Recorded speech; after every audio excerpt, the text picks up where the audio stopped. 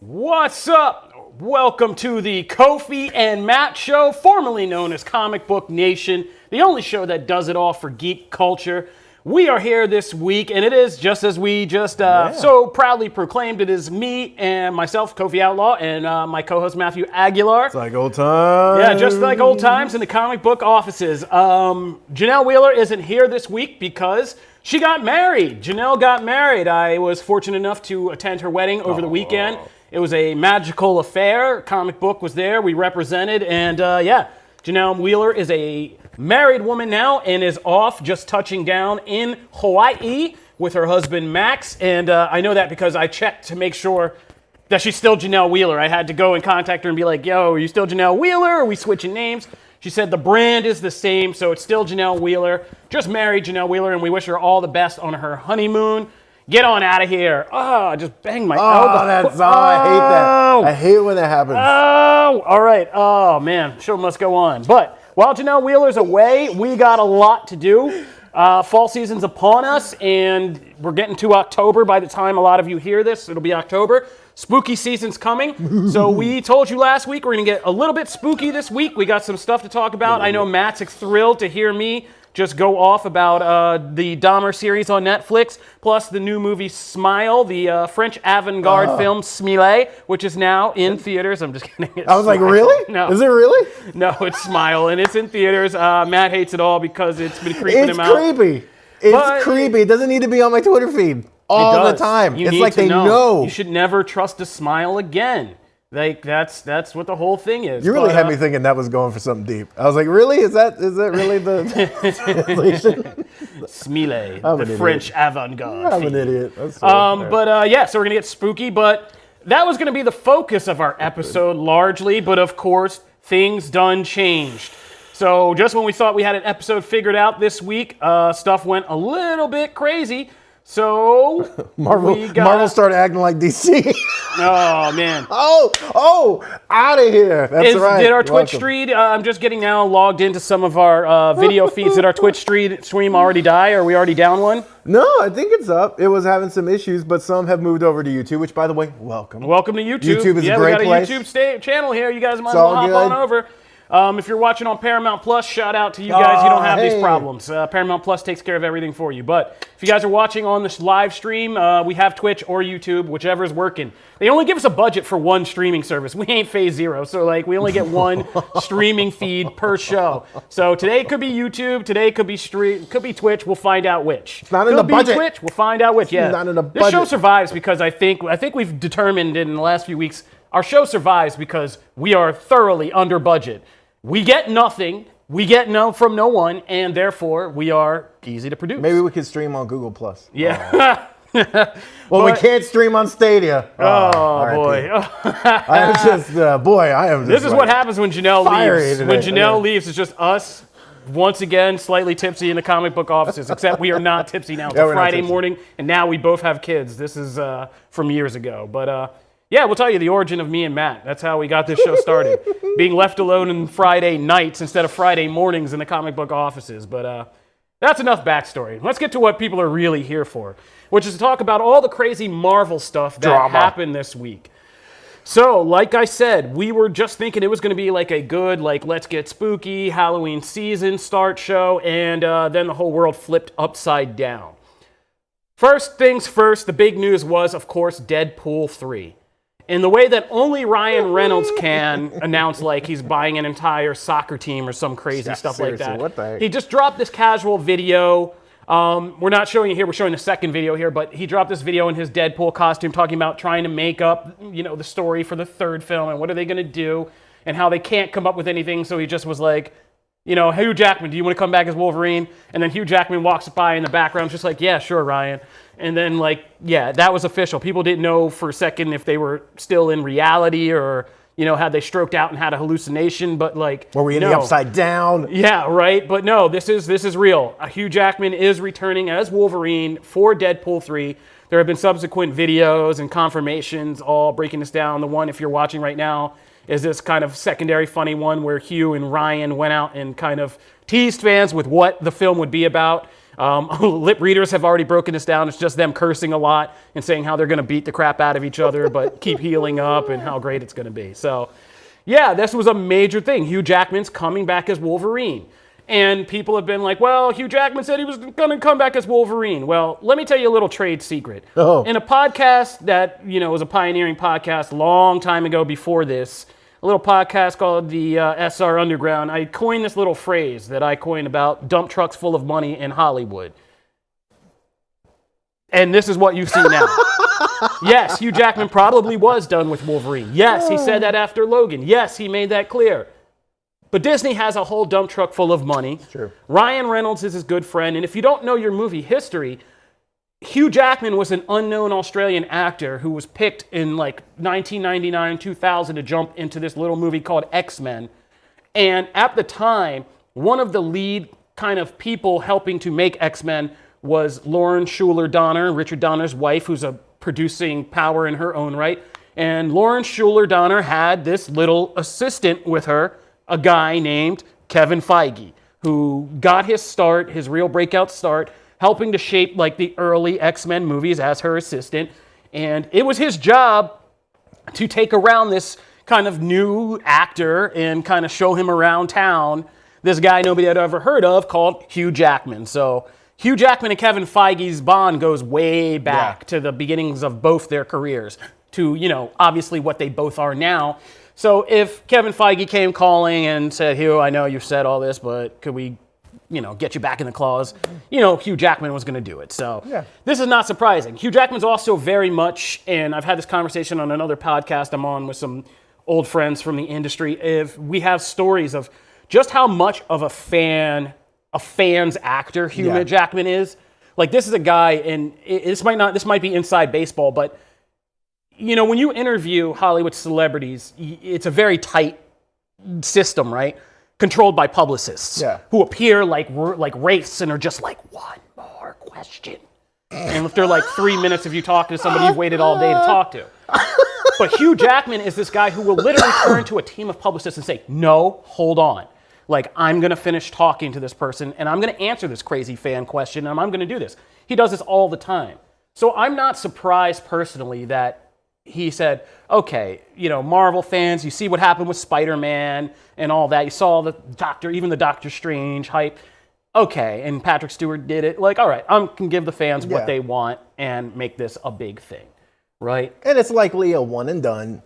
Yeah, possibly. You know what I mean? Like, it's something that he doesn't have to commit. We're not talking about a 10-year commitment or an 8 movie commitment. We're talking about something that is really just because, yes, like you said, of the connections. Also, he did leave himself a side door open because in previous interviews, he was always like, would be nice to be in that MCU. Would be nice to be in that, have Wolverine show up at least once. Like, he always did kind of throw that out there as just hey, I don't have to go completely back on my word of saying, like, I'm done. Like, he did leave that as a caveat. So this, to me, is, like, perfect. I just do find it funny, and it's been mentioned in the comments a little bit of how, like, this just dropped on a Tuesday. Well, and again, let's talk inside baseball, and let's talk about a little bit of PR, right? Yeah. And how the PR game works. So, yes, this dropped on a random Tuesday, and that this happened. I'm just trying to figure out how to kind of phrase this all. We have had kind of additional rumoring and reports surrounding all this. And basically what some of that has pointed to is that they had this in place, or they were trying to get it in place for D23, but it didn't come together yet. Yeah. Possibly why we heard about, that Marvel movie release date delay and all of that. They couldn't get it in the can in time for that. And so they've had this in the chamber. So why did they let it go on a random Tuesday? Right. Well, that brings us to the other big news of the week, because that's not the only thing that happened on Tuesday. Yeah. So Deadpool 3 and Wolverine got everybody roused up and celebrating in the same time span, as you can see in our graphic behind us, that we were all kind of sobbing about the fact, I can't see, camera me doesn't know where to point, that we were all sobbing about the fact that the Blade movie has been rumored to be falling apart. Yeah. And Marvel did not plan this. Like, what had happened was a very prominent industry scooper. I don't know if we want to shout him out by name since we don't get any money from him, but he's a very insider scooper, let's say. Yeah. And he kind of had this tiff with Marvel, very public, where he had heard something and wanted to break some news. Marvel wouldn't kind of play ball with him and give him the usual, like, all right, like, we know you got the scoop, okay. You know, they asked him to hold it. It broke elsewhere. He got mad because they didn't let him break it because he's freelance, and it was a whole thing for him. So he decided to just put the tea out there. And the tea he put out there was that Blade was losing its director, the script, and that there were these massive problems with the film. Yeah. Hours later, boom, director announcement comes out. Everybody's like, what? And then we get Ryan Reynolds' video. Yeah. So kids, this is the PR game. Let me look at camera 3. This is the PR game. This is how it works. Somebody scoops you and it starts a bubble of bad press that's going to be coming out about a project you're trying to make that you don't want dead before it gets off the ground. So what do you do to distract the masses? You let them eat cake. Hey, here's your cake. Hugh Jackman's coming back as Wolverine. We got that in the chamber. Boom. Now the Blade stuff gets real quiet. Which it did. Yeah. Oh, By yeah. the way, as soon as that These are stuff pros. broke, I didn't really hear much about Blade anymore. You still hear it, obviously, but it was faint compared to, oh my God, Wolverine's back. Oh my God, Hugh Jackman. Oh my God. Even just honestly, they didn't even need Hugh Jackman. They could have just put the thing out with like, hey, here's Deadpool 3, and that probably would have done it because people have been so wanting new information about that. Yeah. But the fact that they put Hugh Jackman on top of it, that the Blade news never had a chance to really simmer. Now, the problem is that the Blade thing has continued to kind of unravel, taking some of, like it has actually gained some attention again just because we're a couple days out. People are starting to look at other stuff. More information keeps coming from that. But I agree with you that if you are looking at like PR 101, this is exactly what you want to happen. Like this couldn't have worked out more perfectly. Before we get to the other Blade stuff, I am curious do you think, because when we talked about D23, there were a lot of people obviously excited about it, and there was some cool stuff. I enjoyed what they showed, but there was kind of this prevailing feeling of underwhelmed, I would say, with the Marvel presentation at D23. If they had shown this, do you think that would not have been the case? There's so much to go into about D23 because we got this all links together. There's a bigger story that coming out of this. So I think that would have been the case, but I think D23 was a case of Marvel trying to scramble and get things done, but not quite making the deadline. The Fantastic Four is one thing that seems conspicuous. The problems with Blade, because Blade was supposed to go in production in November. Yeah. Like it was coming up soon. That's why everyone thought it would be there. And now, like at D23, there was nothing. And people noticed, like, there's not one word about Blade. There's not casting. There's not concept art. There's nothing here.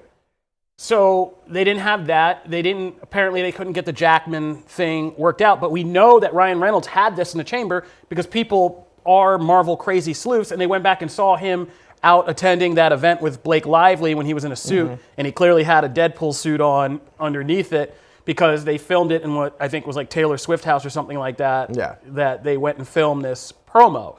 So they shot this well before, and fans were like, what is that about?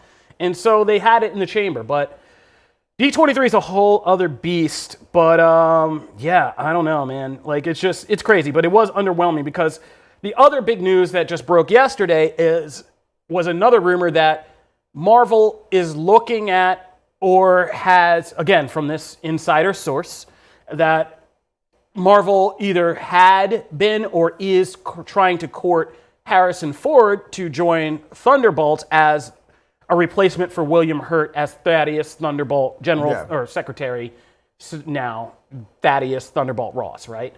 And one of the top stories on Comic Book right now is the added part of that story, which was Marvel wanted this to be their headlining thing for like the Thunderbolts bring out, is to be like Harrison Ford. But because Ford was already there. But Kathleen Kennedy from Lucasfilm apparently was like, no, we're here to promote Indiana Jones 5, and that's what we need Harrison Ford to do. And so she put the kibosh on that, allegedly, which would make sense. I kind of agree with her. Yeah. I mean, I'm sorry. Comparatively, yeah, Indiana Jones 5 is that's his thing. Like that's that is the most important. If you don't have him promoting it, what the hell do you have? Yeah. So yeah, I agree. If you get more headlines for Harrison Ford standing on stage with like a bunch of glorified, like not insulting the Thunderbolt cast, but they're character actors. Like not Florence Pugh is the only person in that cast who can conceivably right now like open a movie on her own name. Like who else? And I'm not taking away, but like even Sebastian Stan, really great character actor. Pam and Tommy, the stuff he does, like, but character actor in like those Hulu horror movie he did, like whatever that boyfriend thing, the crazy boyfriend he was. Like he's a great character actor. David Harbour, great character actor, but has not opened a movie huge. Even Julia Louis-Dreyfus, great, awesome TV star, not a box office star. So Harrison Ford would have been like good for Thunderbolts and that, but it would have just been him up there with all these other actors, and that would have gotten bigger headlines because it's Marvel. Which, by the way, than Indiana Jones 5. I don't want that. And here's the thing: if that was the case, I think that would have been a little underwhelming too, because it's just looking back on it, hindsight's 2020 obviously, but like. It's just him standing. He's not even playing he's just stepping in for a character that's already in there. So it's not even like a brand new character, right? So people can get excited that they're in addition to the MCU. Then it's like, oh, it's just Harrison Ford. It's not like you're going to show like a shot from the movie because that's like there's just not much to that. So yes, I agree with Kathleen Kennedy. I understand why that would have been the case. And even if it had happened, it would have been underwhelming, probably, because it's like, oh, it's just Harrison Ford standing on stage with a bunch of people. Yeah, and obviously Thunderbolt Ross and his story legacy in Marvel has something to do with Thunderbolts. But as they're saying in the chat, I don't even know if you need to go that route. And when we get to She-Hulk, because we're going to do some TV recap, as always, later today, I'm going to get to She-Hulk. I'm going to talk about that, because I think it connects to things that are happening in She-Hulk. And some crazy stuff that Jim Viscardi said. So no. We're going to get into all of that.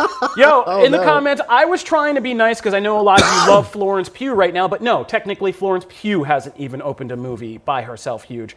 Midsommar opened because of Ari Aster being, the horror person that people wanted to see. It wasn't about Florence Pugh. I'm very excited for Don't Worry, Darling. I want to see Don't Worry, Darling, but again, that's not looking like it's going to be a huge box office. It could get killed by Smile this week, so, we'll see. But, all right, so, yeah, that was the other part. D23 didn't seem like it could pull all together, so it might have been a little underwhelming. But, yeah, we'll talk about She-Hulk, and do you need Thunderbolt Ross even in here? Because if you're trying to get to Red Hulk, I think there are other ways you can do that. Right. And do you really see Harrison Ford? No. Right? No. Like that's the thing. Like even if you were just like, no, but there's potential for do you really see Harrison Ford doing that at this point in his career? Like the fact that you even get him in the movie is a big deal. Like that's a huge deal just to be like, I'm Harrison Ford. Well, I also have, if you hear Harrison Ford speak, like Harrison Ford has a somewhat, I don't know if it's cynical or practical view of Hollywood. Yeah. Which is he never touches anything. Harrison Ford is about that money. Yeah. Like he'll tell you straight up, I'm not coming out of the house to do some indie prestige picture. I do things that I think are going to make bank. And I get it. Yeah. And it's worked well for him. Exactly. And so, but that's what I'm saying. Yeah, like, exactly. For this kind of, if we're talking about Red Hulk and stuff like undertakings like that, do you really, unless they are just going to unload the money truck. Right. And I think as we get to this conversation later, I don't think you can do Red Hulk with an aging Thaddeus Ross actor at all. I think you need to do something different, and I think there's an idea of how you can do different. And that we're maybe even angling towards that difference already. So let's hold on that. Finally, let's just note, on Comic Book Marvel, we have first reactions to Werewolf by Night, which is kind of looking like, maybe this needs to come up in all of our collective hype rankings for Marvel, because people seem to say it's super violent, it's morbid, and it's unlike anything that Marvel's done. They want to see more Marvel kind of special presentations, this little format they're doing. And that, James, let's read one from Jim Viscardi. Oh, God. Top of our little list here. Here we go. Jim Viscardi says, the Marvel Disney Plus shows have been a bit all over the map quality-wise, but Werewolf by Night is easily the best thing they've done. What? Yes, even better than Moon Knight. which you all know I loved. Also, I got very high on that. That was a very high what I just did. Sorry now, the person I trust the most is my girl Perry Nemroff, who is a horror aficionado who we came up in New York together. Perry says, Werewolf by Night is the MCU Halloween treat I was hoping for. A delightful ode to the classic monster movies with MCU-level stunt work, production design, and effects. Love the dynamic between Gael Garcia Bernal and Laura Donnelly's characters. And it goes on from there.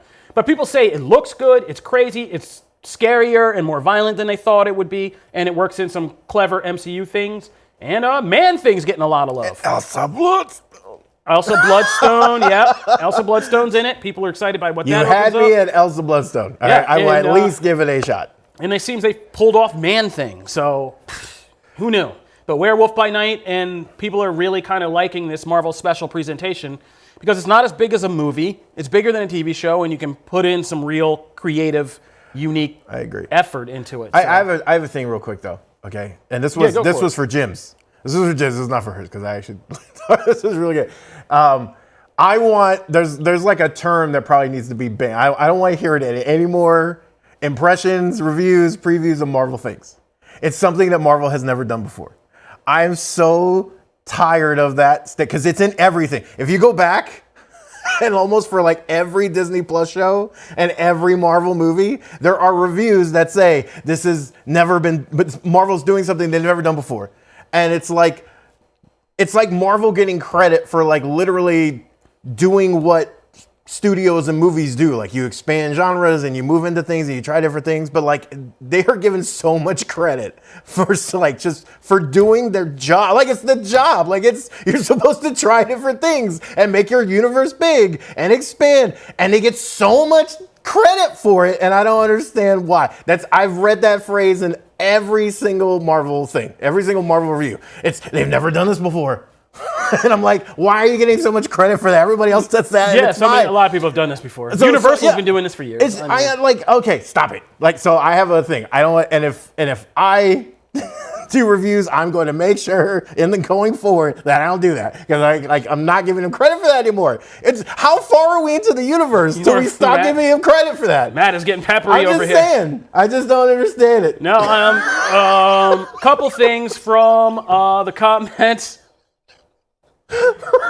Oh man! I'm just saying. I hear that all the time. Anyway, whatever. Let's move to some happy. Michael Aquino just retweeted AOF. What is AOF? What is AOF? In a comment, somebody said. Hey, Agents of Fandom. Oh, okay. Shout out to Agents of Fandom. All right, there you go. Camera am I looking at? There we go. So, a couple things from the comments. One, Werewolf by Night runs 53 minutes. It is 53 minutes long. Also, somebody was calling me out on the whole "Don't Worry, Darling" thing. All in the game, yes. Oh, "Don't Worry, Darling" did open to 19 million and 4,000 theaters. That's okay. For that wide of a release, 19 million is okay. Typical Hollywood bar for successful opening of a movie at that level is about 20 million. So it came close to the bar. Yeah, it's not a complete failure. But then again, you have to figure that many theaters. So it's doing something that they've never done before. That many theaters, but that much publicity. Bang. That much publicity around that film, and that many stars in it. Olivia Wilde, Harry Styles, Chris Pine, Florence Pugh. You think it might open bigger, but we'll see. It's doing modestly okay.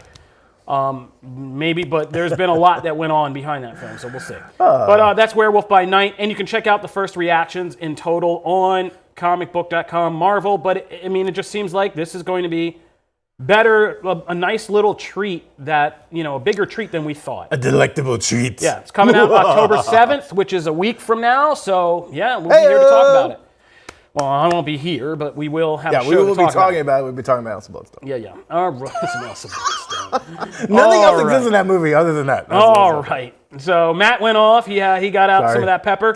We're going to take a little break, decompress, but when we come back, it's time for our TV recap, where we're going to be talking about all the big things that happened in Geek TV this week. Plus, we get spooky with some Dahmer and some Smile and comics. So come back to Comic Book Nation when we return. And in the meantime, during the break, please do go to our YouTube page and subscribe there. Also, go on Apple Podcast if you're a podcast listener and leave us 5 stars and a review right now. We need to get back on our 5-star reviewing. So thank you, and we will be right back.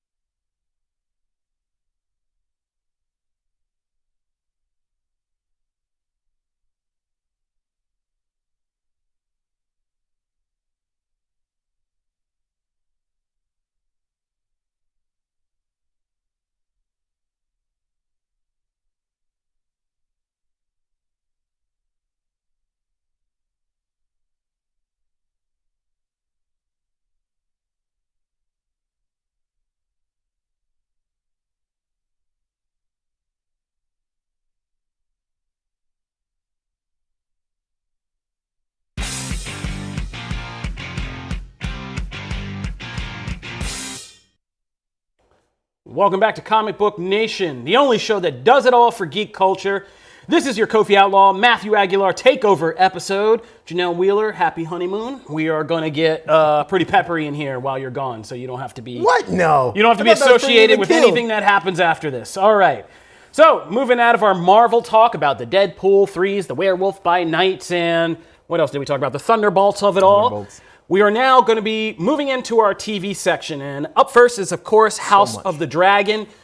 So, House of the Dragon, we got done with episode 6, which was the big time jump episode. So, we jumped ahead 10 years into the future after the events of Rhaenyra Targaryen's wedding to Laenor Velaryon, and we kind of got basically a soft reintroduction of the show with basically House of the Dragon, the next generation, right?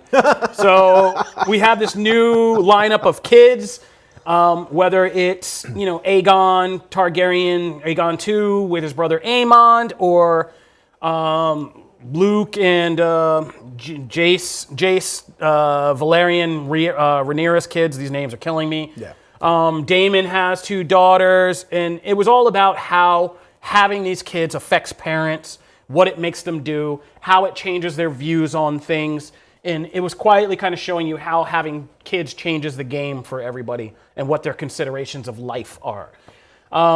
Pretty good episode. I think the new actors did their thing. I was very happy. I thought the change would upset me more, but Olivia Cooke and Emma Darcy stepped in as Rhaenyra and Queen Alicent, and I thought they were pretty seamless. Yeah, I agree. The older Laenor and Laena Velaryon were awesome, even though Laena was, I thought, gone too soon. This episode was just also awesome people who were dead too soon, right? There was by the way, there's a lot in this episode. This episode, we've talked about how some are like decompressed and like not a lot happens. And you're like, oh, they could have combined that. This is like 3 episodes in one. Yeah, That's so people much got happens. murked. There's dragons, people die.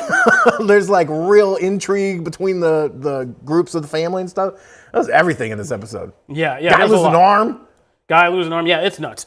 The king. Yeah, it's just a lot going on. But House of Dragon continues to be excellent, and we already have broken down the trailer for episode 7 because every week we are breaking down these trailers in depth, and it's going to get even wilder this next step because it looks like episode 7 is going to be all about dealing with Laena's funeral, her coffin going in the water at Driftmark and all that. And as we know in Game of Thrones / House of the Dragon, whenever anybody has to get together for any kind of event, something's going down. Like, something's going to blow up finally. Like, all the tensions are going to blow up. So we already saw in the preview that, at least Alicent is going to be whipping out daggers to try to stab Rhaenyra in the face. And so it looks like we are going to get to all-out war because we know that this show is, of course, building up to the Dance of Dragons, which is the civil war with the Targaryens. and we already see the sides kind of forming. So I think this next episode is going to be a very pivotal, like, this is where it all, not the burning of people, not all the stuff that happened before, but this is where everybody's tensions finally exploded into all-out violence. And so I'm kind of real excited for this, and also lamenting that we only have a couple episodes left to go. I was going to ask, how many episodes is this? After this next one, 3. Uh-oh. Yeah, 8. Yeah, welcome to Game of Thrones, buddy. Oh, boo! And welcome to that, like, 2-year stretch where they have to go all around the world and film. Hopefully this production's easier than Game of Thrones was, because they had to go all over the world and filmed in, like, Ireland on the hills because people were traveling. But since this one is kind of like in King's Landing and select locations, I hope they can crank these out easier. Although the showrunner and now the executive producer have both left before season 2, which could be good, could be bad. We'll see what happens. I don't know. That's not, okay. I'm not saying this has. It's not. I won't say it's like bad for season 2, obviously, because we haven't seen season 2, and they could get some new people that are very good about continuing what we've liked, right? But I really like this, so I'm like, I saw that and was just incredibly bummed. I was like, no, don't leave. This is great. I want more of this. And Janelle's phrase, more content. I want more content.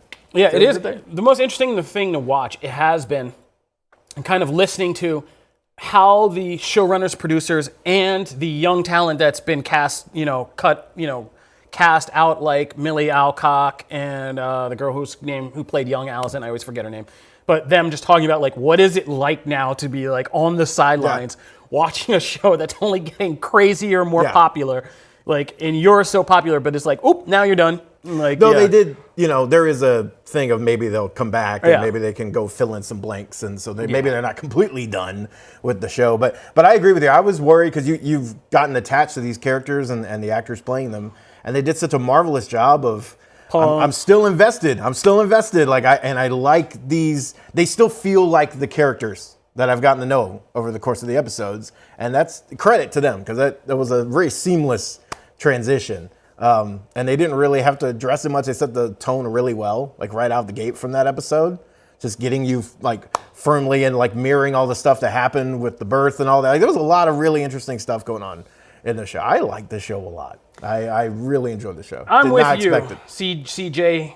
I want Allison. I'm Team Rhaenyra. I want Allison and Sir Criston to catch it. Sir Criston, I want to die so bad. Although his meme is the most classic meme. Like, I use it on my wife all the time now. So you want me to be your whore? Whenever she asks me to do anything now, she just rolls her eyes. She's like, I hate you. I hate this show. Can you take the trash out? So you want me to be your whore? Oh, man. Sir Criston. Man, all right. gosh. But the memes. Game of Thrones memes is best. Oh. So we're going to actually, we're going to tackle...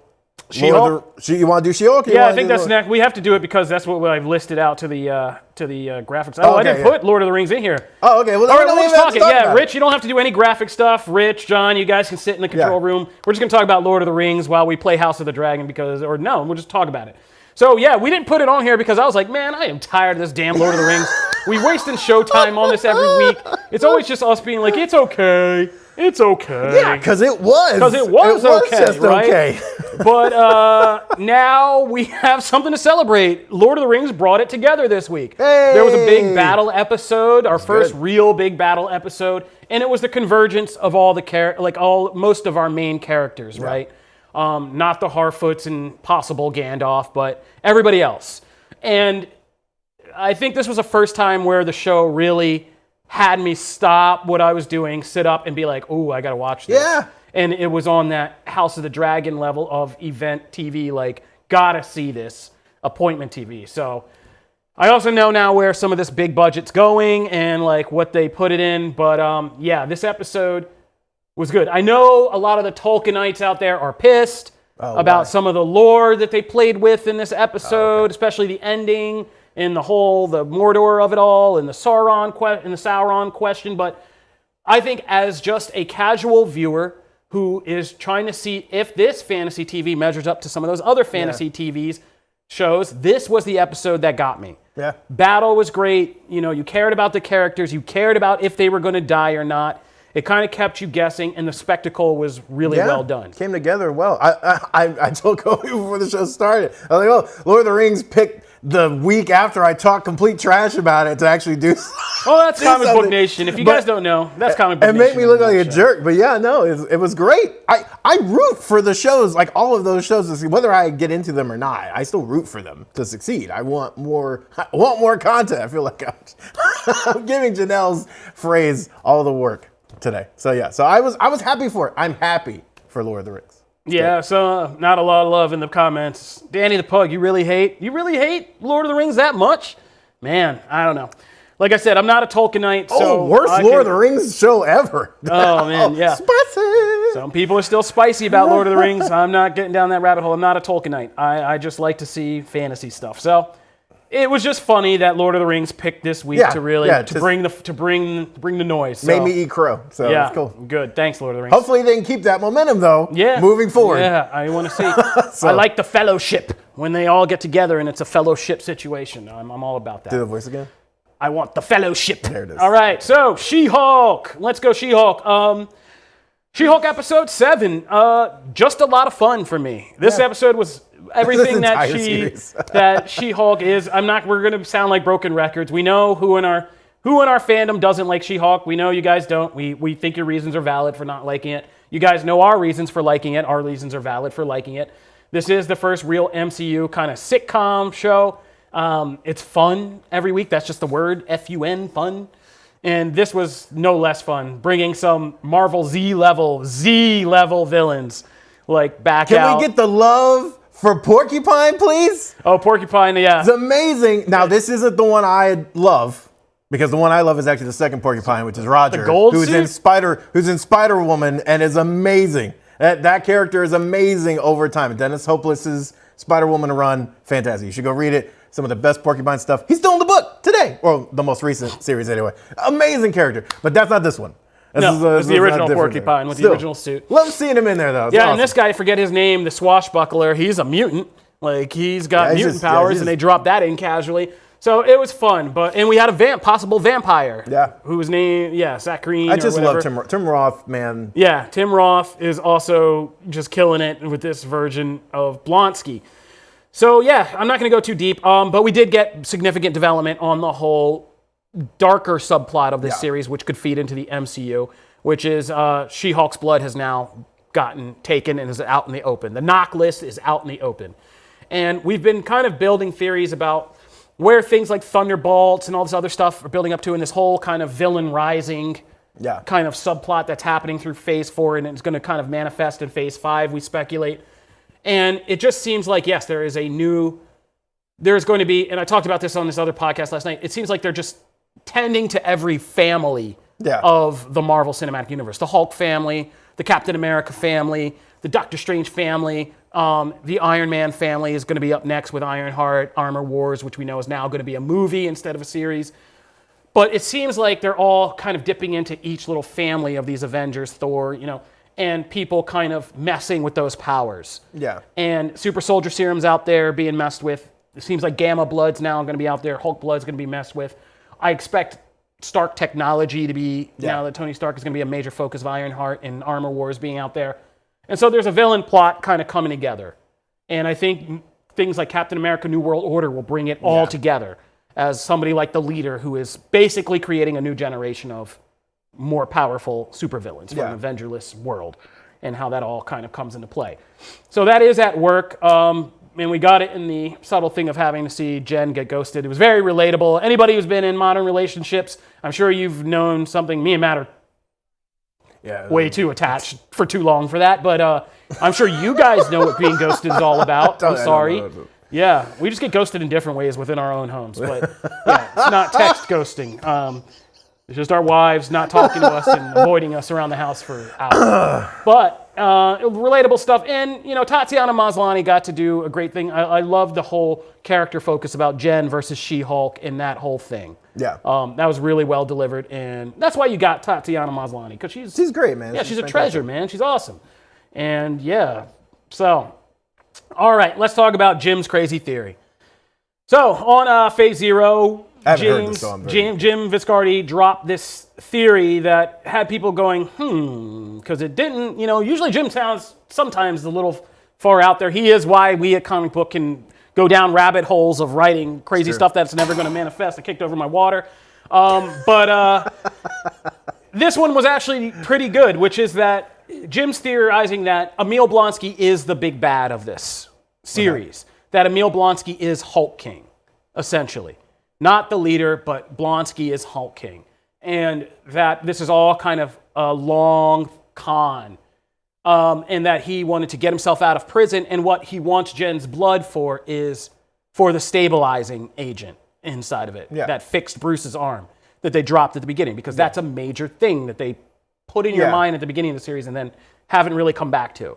That not only can her blood transform somebody into Hulk, but her blood is unique in that it is like this stable Hulk thing that's not going to kill people, that could actually stabilize their transformation to make it feasible, right?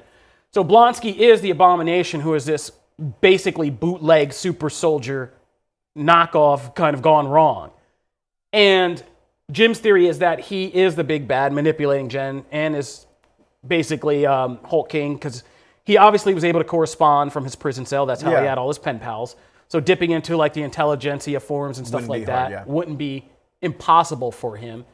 And he wants that blood so he can do. He's also a decorated covert ops manipulator, which people have joked about, like what happened to that soldier guy in the self-help guru funny guy. But that could all be a mask that he's just using to get himself out and get what he wants.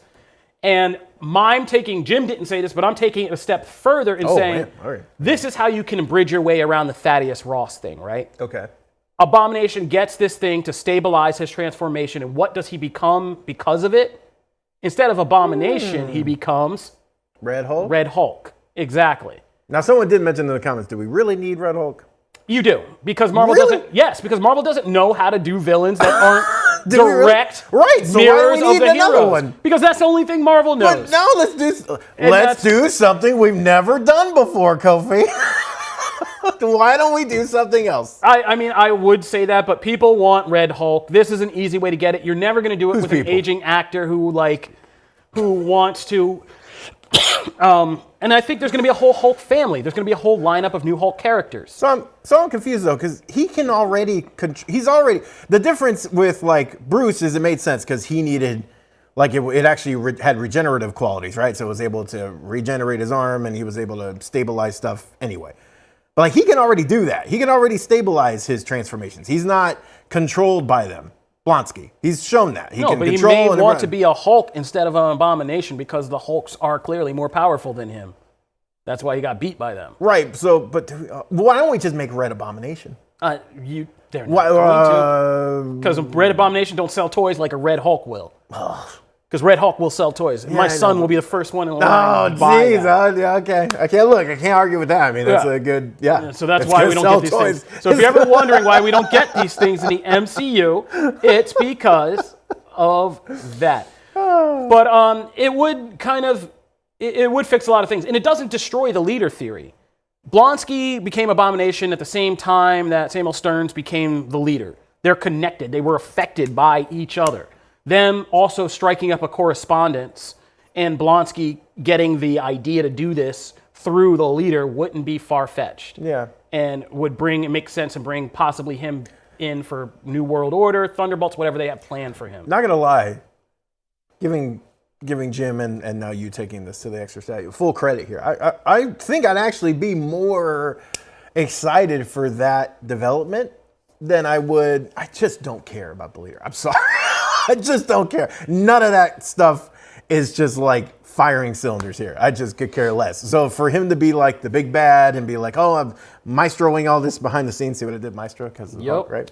All that just, I don't care. I don't care. Having Tim Roth and his Blonsky play a bigger part and be the guy that's kind of maneuvering stuff, and then us getting more of him down the line as a result, I'm in.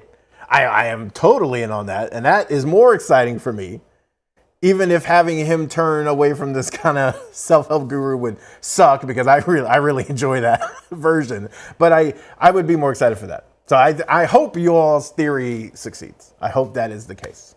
Yeah. Fingers crossed for me. Yeah, I mean, and some people are asking in the comments, are we getting like hulking and all that stuff? Like, I think we're going to get a lot of people. I thought it was Hulkling when I saw that for the first time. I'm not going to lie. I thought when I first read that in the little chat thing, I went, Hulkling, and I was like, oh, Hulk King. Okay. I got super excited. And then I was like, I thought you said Hulkling too. Okay, cool. I let myself down. Yeah. I let myself down, and then I was like, oh, okay. No, in the show, like when the thing's on the screen, I glanced, and so I read that as Hulkling. And then I was like, oh, it says Hulk King. So I was very, like, I amped myself up and then was like, oh, my bad. Yeah.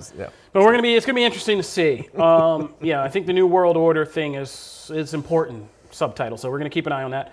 But Love and She-Hulk, ready for some Daredevil. All right. Boy, man, that's coming out. Man, I do love that we seem to be past the talking about how Daredevil is not in this episode with new She-Hulk episodes. No, that was one of our more popular articles yesterday, yes. God every week. Bless it, I swear. Every week. I thought we were past it. Every week we make a little bank off the fact that Daredevil is not in She-Hulk and people want to be angry about it. So, no, that's every week. And it will be. So we only got 2 more episodes of She-Hulk to go. Or no. What was this? This was episode 7, right? Yeah, we got 2 more. Yeah. Yep. Do you want him in the next one, or do you want them to save him for the finale? I think the next one has to be Daredevil, and it has to be the Sensei episode. So you can get that out of the way and set up the thing. Okay. So that the last episode can do the full origin thing of having Jen Walters be both a She-Hulk She-Hulk hero and lawyer by day. And the only person who can set her on that path really, of course, is Matt Murdock, Daredevil. The Sensei. So, I think next week is all Daredevil, and then who sets her on the path and gets her, because she's gotten her kind of personal stuff worked out in this episode, her internal concerns about She-Hulk versus Jen. Matt can help her balance those two things, and then she can kind of move forward in the last episode with whatever the threat is that's been after her. So that's my prediction. We'll stick with it. We'll tell you. Real quick, what did you think of Andor episode 4? I told you last week, I teased it was kind of the start of a new arc to the show. Yeah. Was I lying? No. I'm glad you were that thought was in my head as I was watching. I was like, yeah, that's very accurate. I'm actually glad you kind of planted that in the brain, because then I was able to go into it with a little bit, like I knew what to expect. So when I'm meeting all these new people and I'm like, we're kind of resetting not the cause, but like really getting him into a cause, it was good for me. I think if I had just come in from 3 and the way 3 was to me so well executed and really like hit for me like who that character is, and then I was to kind of reset more, I might have been a little underwhelmed. But I had that in my thought already. So then when I went in, I was able to just enjoy the people and the relationships. And I liked it. I enjoyed it. Yeah, I also like the expanded look of the series. Like I said, Tony Gilroy likes to do ensemble things about how different people have to face moral decisions in kind of these systems that are not so great. And this one expanded it, because we were just on Cassian's little kind of desolate planet for the first arc. Now we're moving across the galaxy and expanding to other characters. Like this episode did a lot for convincing people why Mon Mothma getting more backstory in this is a good thing. Yeah. Her scenes were great. Stellan Skarsgård's killing it as Luthen Rael. Yeah. Like him finding out this whole other side of his life like blew my mind the first time I saw that in the screeners. I was like, are you for real? And his acting is just, there's nobody who can do duality better than Stellan Skarsgård. If you want to go back and watch Girl with the Dragon Tattoo and just, oof. But he's fantastic in this. Yeah, he's great in that. And I feel like Girl with the Dragon Tattoo is why they got him for this, because he plays a character in that movie that's very dual-sided. Spoilers for that movie from many years ago, but he plays a prominent, he's like the friendly businessman of this very kind of rich, aristocratic family. And he's a friendly one, but he turns out to be the serial killer who's so deranged and messed up. So I was going to watch that and tomorrow. You see him at the end, and he does stuff with Daniel Craig in the scene, and it's so freaky how scary he can be. And so this is just like a really good thing to see him as this hardcore, really angry rebel leader who pretends to be kind of an aristocrat on Coruscant all day. I didn't wait 2 seconds. There was not a shred of real evidence for this, but it did not stop me from going in and being like, his character, they purposefully made him a dealer of rare, valuable antiques. Is this our best hope, Matt, for Dr. Aphra? Holy cow. What? Yes. Oh my God. Why didn't I put that together? Oh. They need somebody he knows through the antique world, who also deals in shady things. Could we possibly get Dr. Aphra? Because Chelly Aphra is alive in 5 BBY. I am so annoyed at myself that I did not think about that. Oh no, it's like one of the first things I wrote up. Jim was like, what? And I was like, I'm writing it. Yeah. Yeah. Yes, please let that be the case. I would love for this to be the backdoor to how we get our first live action, Chelly Aphra. Oh man, that would be amazing. As just somebody that Luthen Real knows, and yeah, it's... there's not any evidence of it in the episode. Let me be clear and calm everybody down. But you just started that fire. But the choice to make Stellan Skarsgård this rebel, shady operator who's also dealing in rare antiques is a choice. Yeah, right. There's not that much of that in Star Wars, and there's only a couple characters who deal in that lane, and Aphra's one of them. So I don't know who I'm casting for it yet. Laura Condon, somebody like that. Like, oh my God. There's a lot of like really good like part Asian actresses. I don't scrutinize a lot of character castings because I've learned now that like most of the ones that I felt uneasy about turned out to be great. Yeah. So I've learned that I'm not a casting director. That's not my thing. So 9 times out of 10, if I have a little apprehension about something, I'm probably going to be wrong on it, and they're probably going to be great in the role. It hasn't worked out every so often. But I will say that one I will probably be a little like, I'll be like, I don't know. They gotta be perfect. Lana Condor is who I was thinking of. Lana Condor is a good one who played Jubilee. Yeah. Well, no. I'm not a casting director, but there are some good people who could do it. Oh yeah, we should come up with that for our next show. We should come up with our like two top choices. Ooh, yeah. Yeah, there you go. All right, I'm gonna quickly mention moving on from Andor. Matt didn't want to get his soul darkened by this, but I sat down and watched the Dahmer series on Netflix in its entirety. I finished this week. Ryan Murphy did a good job on this. It is... I've been kind of open and saying on my personal soapbox on the show, like, I'm kind of fascinated and disturbed by all these either docuseries or documentaries that are about the 90s and what happened, everything from Woodstock 99 to Pam and Tommy, Mike Tyson, the series, Dahmer. There was the one with Jessica Biel that came out where she played that lady in that crazy story. Anyway, it's nuts to just go back and really see like what we lived through in the 90s. Yeah. Like, I was a kid who came up as a teenager in the 90s. We're old. So really seeing Dahmer and not understanding all the levels of like what went into this, and they do reflect some of what we were. Like, we were making cannibal jokes and stuff, but to see this and to see the full kind of thing about it and like what he did, and just, I think what this series does is, first, it gives you an expansive look. It's not just all about him. It's about him and the people he affected. Some of the episodes are about his victims and, humanizing and making you know who they are. One episode's about his neighbor, who's played by Niecy Nice, who's like really great in this show as his neighbor. And it never really kind of lays any judgment one way. It shows you how everybody is kind of complicated in this, how there's not an easy way to just hate one thing or like one thing. It's just like everything's messed up. And just the amount of messed up stories you didn't know that went into why this guy was able, and just the cultural commentary about how this guy was able to sit in a Milwaukee apartment, a public apartment in a certain section of town, murdering, over a dozen people and having the corpses stink and disturb the neighbors, and multiple police reports and calls, and didn't get arrested for this until he eventually did, with a man running down the street handcuffed, screaming at the top of his lungs that the guy was trying to kill him. And even then, it was almost he got away that time too. So there's a lot of cultural commentary about, how, race, sexuality, class, all of this played into it. And it's interesting. So it's hot right now for a reason. And yeah, it's a hard watch. I'm not going to lie to you. I saw somebody, I almost responded, and I just stopped myself on Twitter saying, I can't eat while I watch Dahmer. I was like, Like, was that even an option? Were you like plating a plate of spaghetti and like, I'm gonna sit down and crack out a Dahmer while I eat my dinner? Like, no, that's not an option. There are just certain things you don't do for certain shows. There's yeah. Oh man. See, man, y'all are wrong. Okay, I saw that comment. I did not mention it. I did not mention it, but I did notice it. That is wrong in the comments. I did notice it. Oh, Black Panther, you're funny, man, but we can't read that out loud. I can't read. Yeah, we can't read that out loud. But Black Panther, that's that's funny wrong. We love wrong humor. But I will say, like these types of shows are hard for me.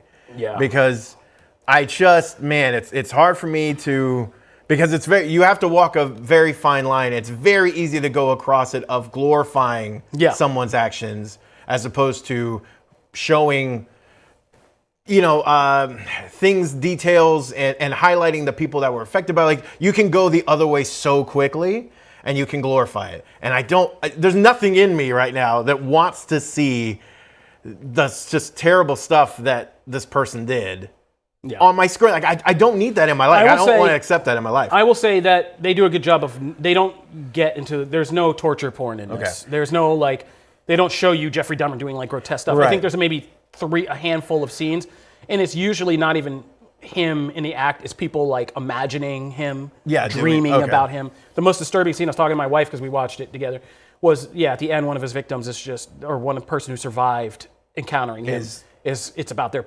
PTSD. Yeah. And those are the worst sequences because they're not based in reality. So he can literally be a monster. Because that's the thing. Like, if it's a thing of like, like I watch Law and Order all the time, right? I'm used to circumstances of like, hey, these are grisly things. But the bulk of the show is the people trying to catch that person and trying to track them down and take them down, right? The actual killer part is very minimal in those things. And the same way, like, there was a comic recently with Stray Dogs, right? It's about a serial killer, and it's all from but it's mostly from the point of view of like these pets that like were affected by their owners. He would like take them in, right? So his part, it's hard. Like, it's hard to watch that or read that. It's hard to accept that. But most of the attention is the story is being played out through these people that live in the circumstance as opposed to that. So it has to be very specific for me to just like, I'm going to jump in. But it sounds from all intents and purposes what you're saying, like they did that. At least they tried to do that. It's deeply upsetting in a different way. Like, it doesn't leave you, some episodes leave you scared of like, yes, predators in the night who are out there. Yeah. But other episodes just emotionally rock you. Like, the one that rocked me the most is an episode focused on his father, who's played by Richard Jenkins excellently. And it's just his father, because it goes back, it loops back. So you start with just the actual procedure, him getting caught, him getting put in prison, and then it loops back. And then it comes back to some of the earlier scenes later in the series. So this episode about his father revisits the series of stuff you've seen, when like in one episode's about Jeffrey Dahmer's upbringing, his whole backstory. Yeah. And so you go back and you watch those scenes again, but this time from his father's perspective of his father. And the whole episode is this father finally having to accept that he didn't do a good job. He saw the signs. Yeah. On some level, he knew. He never did it, and then it's an emotional kind of payoff for him at the end. And it goes back to after he's arrested and what his father's ultimate resolution was. And that, for me, was the most disturbing, because I was just like, as a dad, I was like, it wasn't the horror of the killings. It was just like, what if you were a father and this was like your life and your child, and it's all about him trying to struggle between his natural inclinations against someone like this versus it being his son. Yeah. And that was more disturbing to me. And so that's what the series, I think, does very well. And the one with Niecy, and there's one episode dedicated to her and just what happened to her emotionally living next door and hearing all this. Yeah. And like I said, most of the horror is just her staring at a vent and the sounds that they play, or her reacting to what she smells coming through the vent. Whoa. And you don't see anything, but you know what's happening. Yeah. And that's the horror. It's right on the other side of that wall from somebody is this nightmare happening.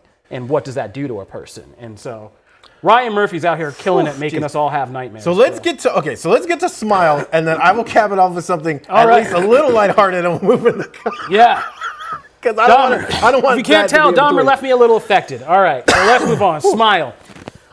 Smile is a movie you're going to see Chris Killian's name all over because he's getting major shine on the review quotes. It is. Let me just do Smile because I'm the only one who saw it. I wanted Chris Killian on, but he's a busy man, so he had celebrity interviews to do. But shout out to Chris Killian. That's true.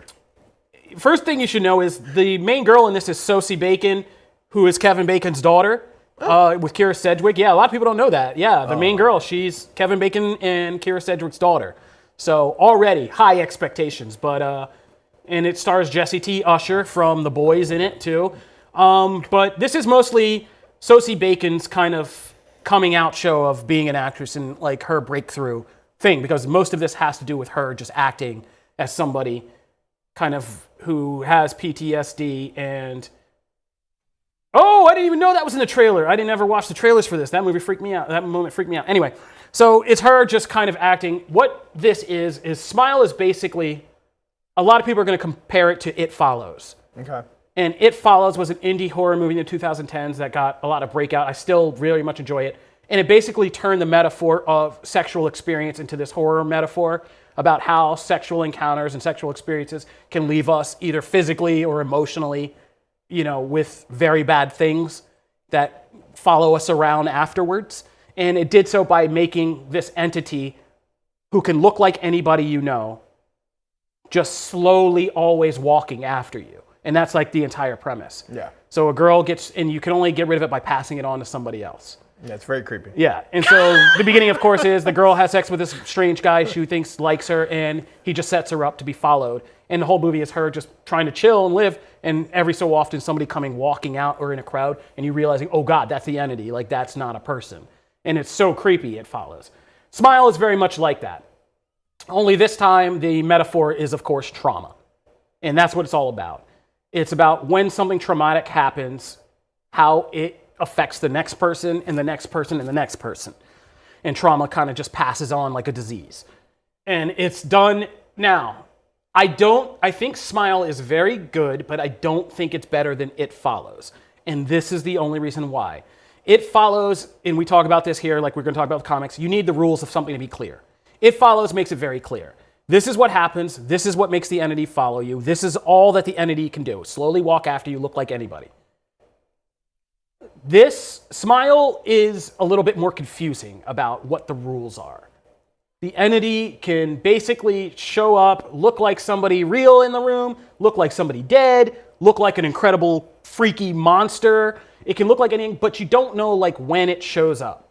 So it kind of just pops in and scares you for a while, and then it takes possession of you. That's the whole premise. And so you don't really kind of know how to judge a lot of the scenes or when to be scared. And that works to its advantage sometimes, because there are moments that definitely do pop out of nowhere and scare the living crap out of you. But there's also a lot of moments that are just more about the dramatic effect of trauma. And that's why they got like somebody like Sosie Bacon, because it's mostly just her looking really upset and traumatized most of the time, and not ever being sure if she's safe or not.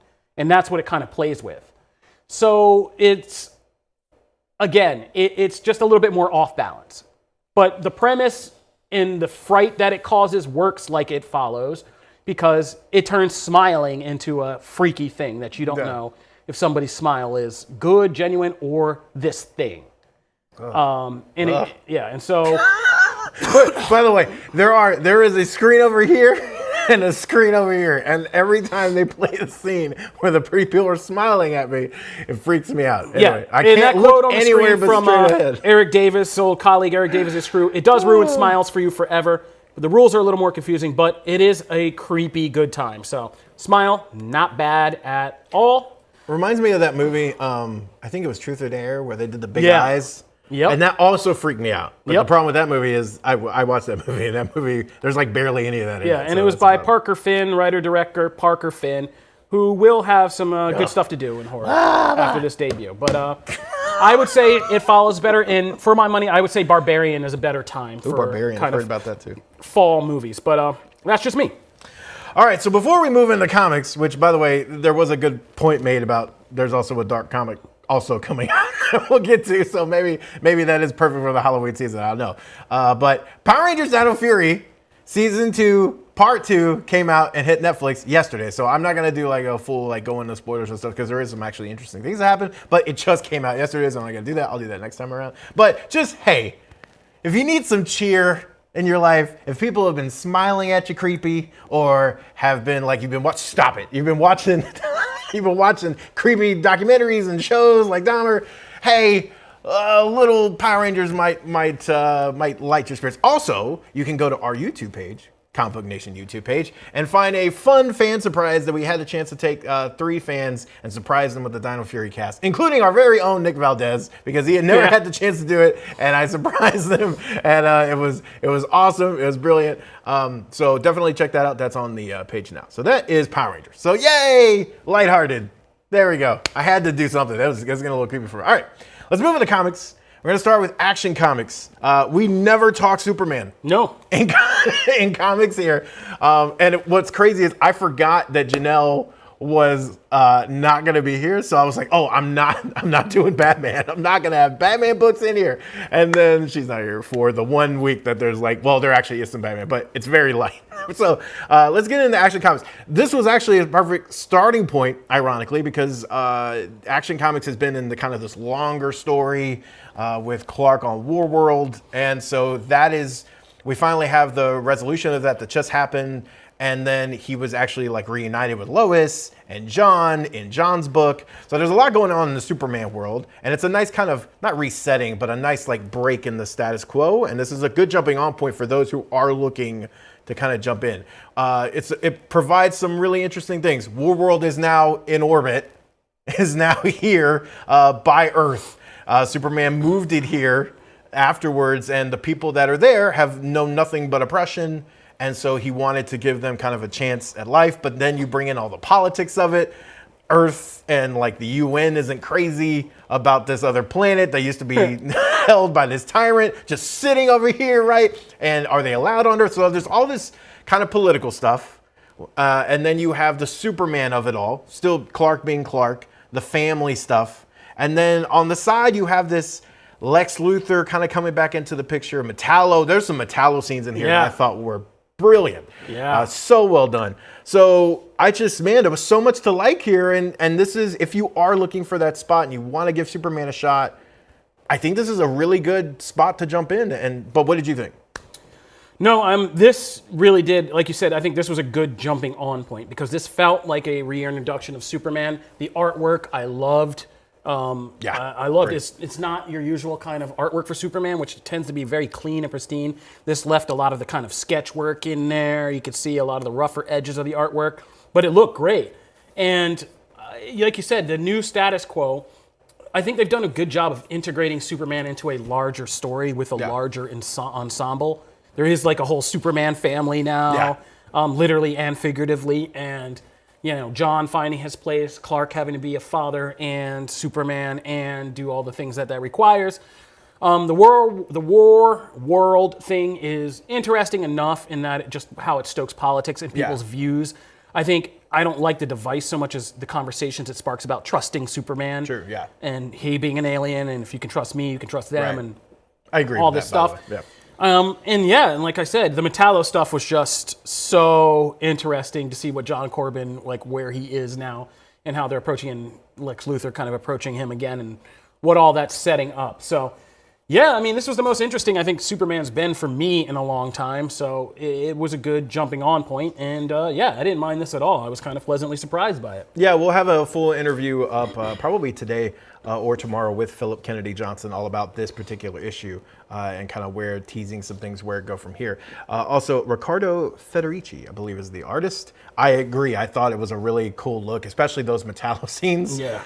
Because Metallo's like in shambles. Like they removed his jaw and his like vocal box, so he can't even talk because there was like some kind of incident. So he's like, he can still speak, but it's coming through this one little computer monitor. Yeah, he can put words on a computer. It was just, like, and it lends more to Luthor's point when he comes in and he's like, I can make you, you have no business being this. This is no business being Metallo. So I thought it was really good. So if you are looking for a new spot to jump on there, please do. Damage Control is what we're going to do next for some Marvel. I remember we were pretty high. We enjoyed the first issue. Yeah. This issue again follows Gus in obviously he almost caused a war with the Skrulls because he didn't get the mail there in the right amount of time last time, and all these heroes had to kind of come and save the day, right? So they move him to a new department. And they move him to like, I can't remember exactly what they call it, but it's like customer relations. Yeah, customer relations. Yeah, and like Punisher is like the enforcer. I didn't like this issue as much. And I thought just because Gus as a character is not very interesting to me yet. Like, there's not enough there for Gus. And most of this issue is Gus. Like, there's a couple cameos from people, but they're very brief. And even the Punisher is the one who plays, probably him and Ant-Man, probably the one to play the biggest roles. But even then, we're talking like 2 pages max. So I don't know. There was a lot of Gus to go around, and the situational stuff is fun. But I just thought, as a coming off the last issue, this issue was just okay for me. That's kind of where I was. I laughed. Actually, the opposite. I like this one. Yeah, I like this one a lot more than the first one. I think that Damage Control is in part not so much a character-driven thing, so much as it's a satire about workplace bureaucracy and stuff like that. And I think Gus is just kind of a archetypal character to represent just the kind of incompetence in these kind of, social systems. Yeah. Like, he's just a worker, and like, they don't fire him, they just keep moving him. Yeah. And I think that's kind of the joke. That's inherently funny. Yeah. I agree. And they're like, oh, well, you really screwed this up, but we're just going to move you. And it's just why these systems don't improve. And like, I think like he's a those metaphor. situation by situation cases when he's meeting with the people, those weren't as entertaining to me. Oh, see, I loved those. Okay, and so I that's what loved, I loved just like, obviously, either manipulative or crazy people coming in with these absurd stories. And we've seen people like, oh my God, we had a whole thing this morning about one site ran with that Marvel introduced this crazy new symbiote whose name is Toilet Cake. And they tried to really write an article like that was a real thing. No. And I was like, no, that's just a lazy guy who came in. And Jim was like, we should write this up. There's a new symbiote. And I was like, Jim, no, that's a lie. There's just a guy who goes to Damage Control to lie to try to get money and said he had this symbiote that made him sit around and play video games and be lazy all day. And so like that kind of stuff was hilarious. A Flurkin. What I thought was, what impressed me about this issue of Damage Control is Damage Control is like weirdly so up on everything Marvel that you had Punisher in his new costume. True. Like all the details are very much up on, where the Marvel characters are now. So it is an actual look at the current Marvel Comics universe. True. Yeah. And all the details and from all the other comics kind of filter into here and they get them all right, which is incredibly hard to do. And so like I kind of appreciated it for that, but I just like seeing Gus stumble through things. And there was a part in here, and I don't know who's writing this, but you got something real black as hell when you had that final thing, because I thought that was a great joke to me personally, kind of a cultural joke about all these people scamming. Yeah. And then this one black guy who comes in with a legitimate problem, his family's in danger, and they're looking at him like, you're the scammer, like you're just totally into the crap. And they're just like, there was just a social joke in there that I thought was hilarious about like what society hands out, what people it doesn't help. It reminded me like it's the Anthony Mackie Falcon bank loan thing over again, right? And so that I appreciated and I thought was really funny for the end of that issue. And so I like the other characters around Gus, because you start out thinking the boss is going to be like the stereotypical lady, and by the end you realize like they flip the script on you. They're like, no, there are reasons why we do this. Yep. Because some people are just here to be here every week, complain, and that's what they do. And like she gets it, and he's the idiot, and like and I like that. So I think it's a funny comedy series. It's a good point. That's a good point. I said Flurkin. I didn't say Florin. I know what a Flurkin is. A Flurkin, baby. So moving into the poll book. Thank you everyone for voting. By the way, again, the poll was very much like me trying to make sure there was no Batman, because it was Batman books, and I was like, if I put a Batman book on, it's done. There was like another Marvel book. I was like, I'll put that on there. So I did Briar and the Roadie, both interesting concepts, and Briar won out, which I was very excited about, because I've been excited for Briar for a minute. It's literally a dystopian Sleeping Beauty, and that's kind of how the initial pitch was. And Jermaine Garcia's artwork is just beautiful. It just comes from Christopher Cantwell. So that had me excited. And then once you get into the book and you realize why she, like, essentially it tells the same story right from the beginning. And the narrator is kind of going in, right? It's the typical story of Sleeping Beauty. She, pokes her finger on the spindle, falls asleep, and then it's like, oh, you have to have a Prince Charming come along. Well, and here it takes a twist, and the Prince Charming then makes a deal with the dad, and is like, well, we can still get married, but like, if she's asleep, that means she can't like get in our way, and we could do what we want as far as politics goes. And so they do that. And then they throw the entire kingdom into just like, it's desolate, it's trash at this point. And then hundreds of years later, she's woken up. So like I always thought like that, just the initial premise and not knowing how they kind of connected those dots was interesting. But then we get into like, it really is this dystopian place, you know, shades of like, you know, Mad Max and other things. Some brutal scenes. There's some brutal scenes that happen here. And she mentions it a couple times while she's talking of like having her mind has atrophied in a lot of ways. It takes her a minute to kind of get up to speed. She's still a teenager in her brain because that's when she fell asleep. So she's working off this old thing, like, where are the maidservants? Where are all the people? And they're like, no, none of that exists. It's a really dark book, but I'm in. I think it's really interesting. It pegged my interest. What do you think? Oh, I didn't get to this one this week. I was too busy. I shout out to Last House on the Lake. I spent my time such reading a good book too. Yeah, I'm reading Last House on the Lake, and some other. I'm starting to get into some other indie comics I'm exploring. So that's good. Yeah, and I had to guess early on in the week what you would pick, and I did not guess that one. So I read a bunch of other stuff that didn't end up being your picks. Well, it's really good. So I would definitely recommend this. This is the first issue. If you don't like the first issue, you're probably not going to like the series. I think it does a really good job of like staking out its premise and moving forward with that. We get some real movement in this book. So by the end, if you're not sold, I think like you'll probably have a good idea if this is it for you. Real quick mentions, because yes, I wasn't gonna put Batman in the poll, but damn it, I love Beyond the White Knight. The White Knight universe I will always talk about. This issue is fantastic because, as we talked about, the whole premise is Joker is in Batman's head, right? So it does what Arkham Knight did, but it does it well. It does it right, okay? So like it's having fun with these concepts of him being in his brain. They're kind of trying to work together. And then in this issue, it completely flips and Jack is in control of the body at one point because like Bruce keeps having panic attacks. And he is now the hero. So like Bruce is trying to walk him through all the things of like, man, going through tunnels is hard. And he's like, yeah, like they never make it easy and jumping over gaps and punching. There's all this fun stuff. And then we get to this amazing emotional scene towards the end with him and Harley, who Harley Quinn in this universe is the best Harley Quinn, period. And it's so good. And as someone who had a chance to also look at 6, I will say, oh my God, it gets better. Anyway, so all that said, you can check out our full interview on 5 and 6 on comicbook.com as well. And then also real quick, I cannot not shout out Power Rangers number 100.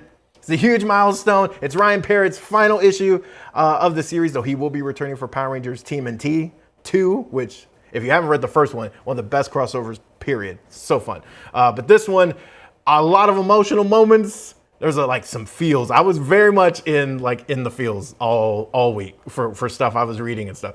Fantastic.